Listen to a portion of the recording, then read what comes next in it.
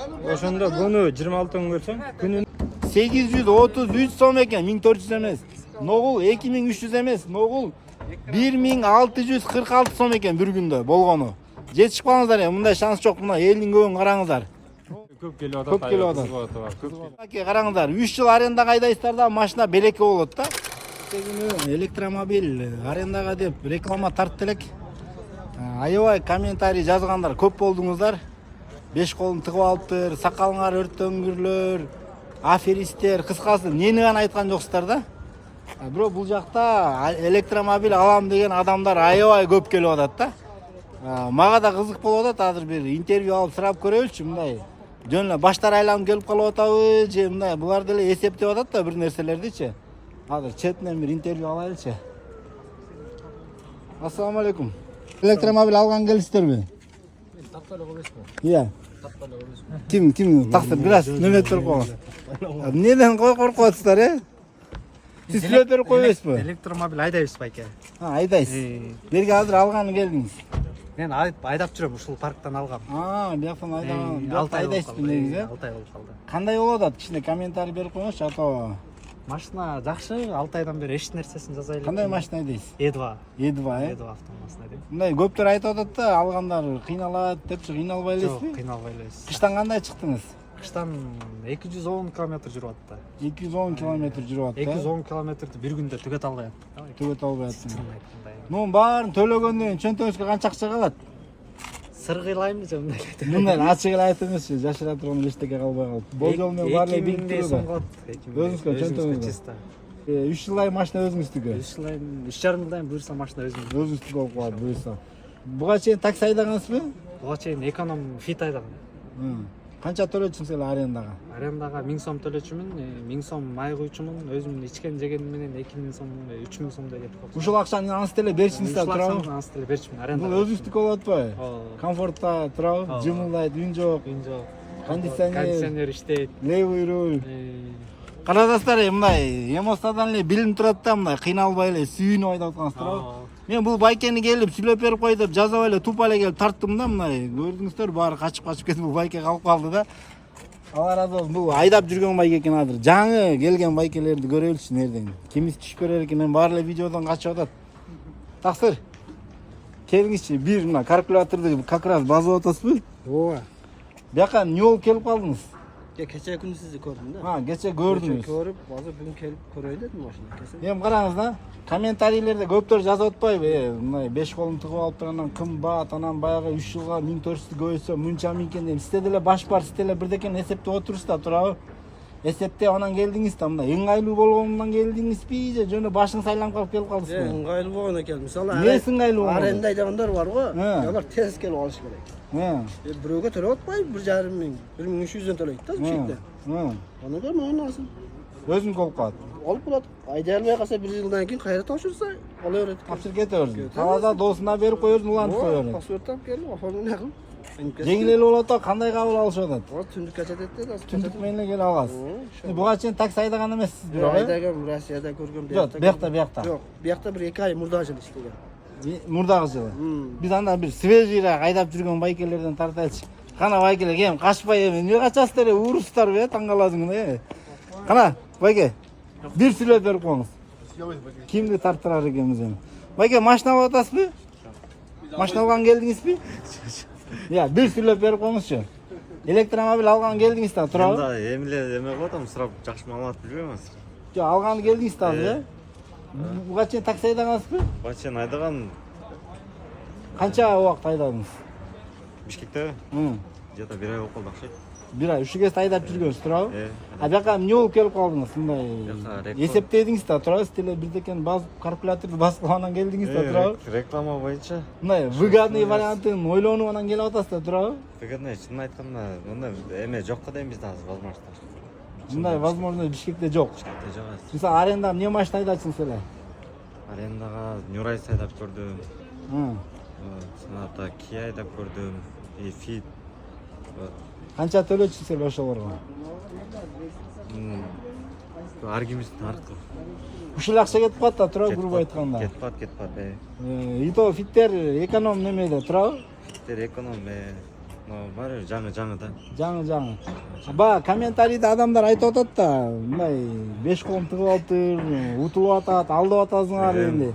Эми сите деле баш бар да, турабы? Калькуляторду басып отуруп, жөңдөлгөн жоксуз да, турабы бул жерде? Любой эмеде келип көрүш керек да. Келип көрүш керек. Келиш керек. Эмеси на место чечилет, бар ким ардеке дей берет. Дей берет. Сизге жагып атат, көңүл тоюп атат. Мага нормально. Алып калсаңыз арманда жоксуз. Жакшы эле. Афристер деп жазып атпайбы мындай? Афристер кемби же эмне мындай айтып коңуз. Силеришет ба. Келип эме кылсын, ошо бар келип Көрсүн, сүйлөшкөндө. Анан баягы жеткен дагы бар, жетпеген дагы бар го. Телефондо бирөөнүн баягы артынан эме жазган кереги жок да. Кереги жок. Келип сүйлөшсө анан. Бирок ыңгайлуу шарт.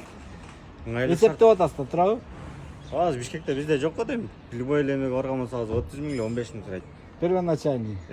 Сиз эчтеке төлөбөйсүз берге, турабы? Жок. Бул жерде азыр келгенден бери бир сомпу эч ким сураган жок. Сураган жок. Чын келгенде. Жакшы экен. Дагы бирөөнү тартып коелучу, ким түшүп берер экен? Буга чейин такси айдап жүргөндөр болсо жакшы болот эле. Анаке, жок бул сүйлөп берди.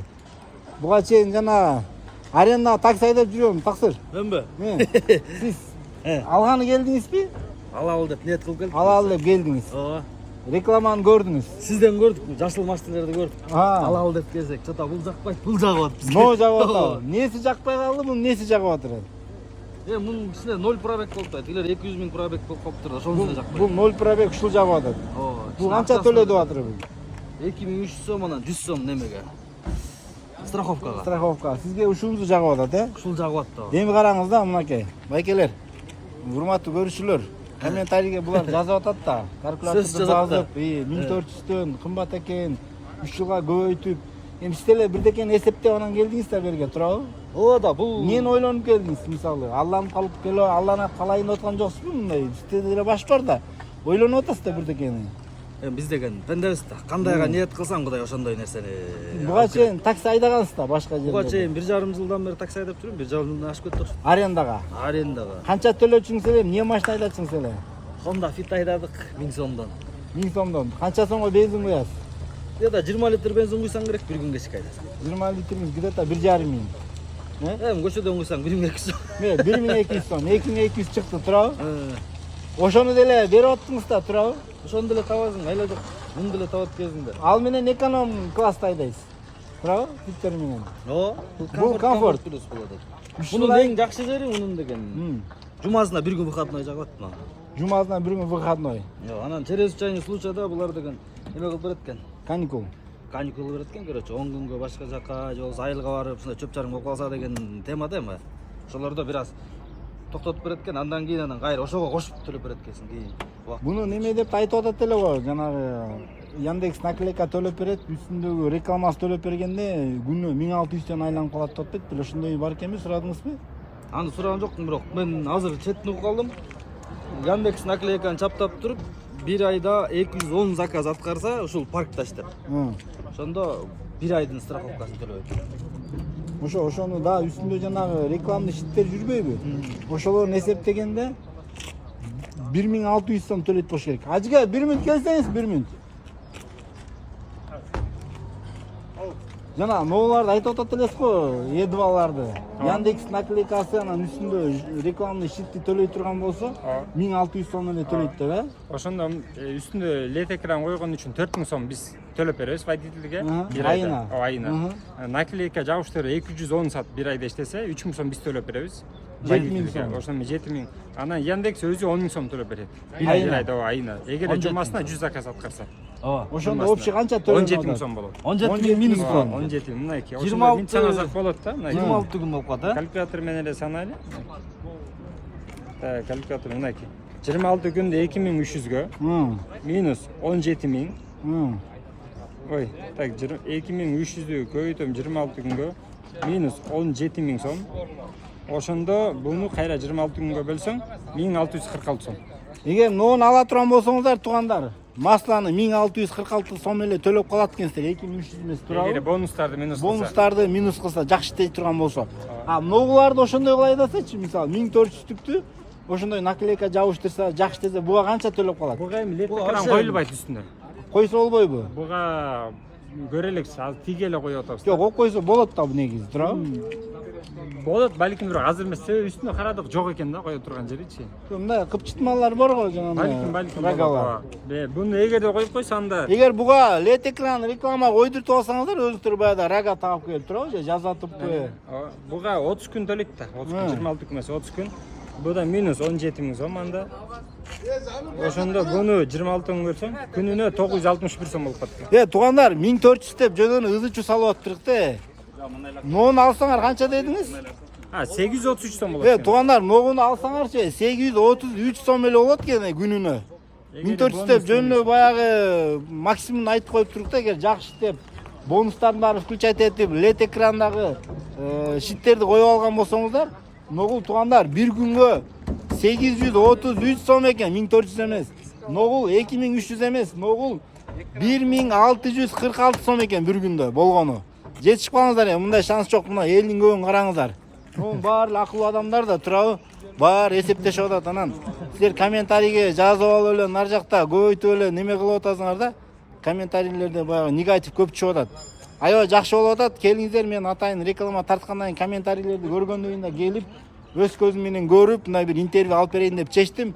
Колуман келишинче алып бердим мынакей. Ажыке эмне бар да толуктап кое турган? Кишилер аябай көп келип атат. Көп келип атат. Көп келип атат. Бир күндө бир 70-80 киши келип атат. Кетип атабы машиналар уже?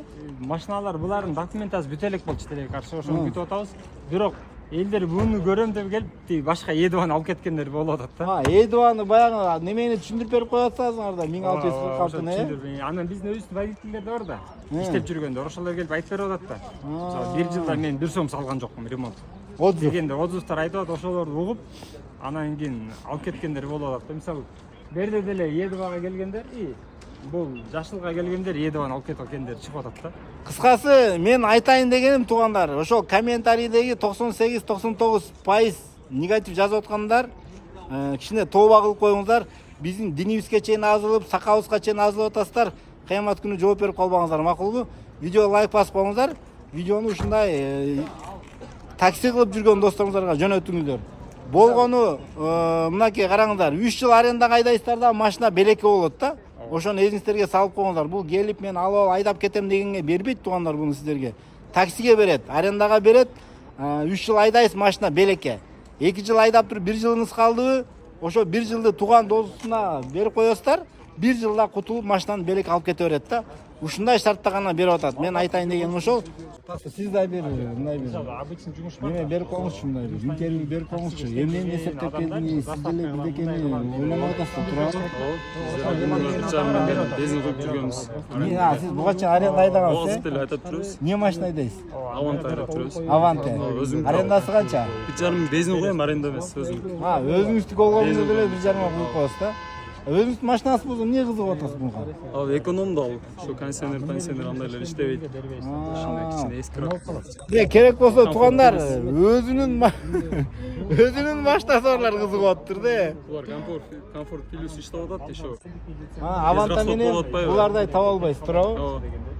Ошон үчүн көрүп атпайбыз. Өзү ушул жашылга кызыгып келгенбиз биз эле.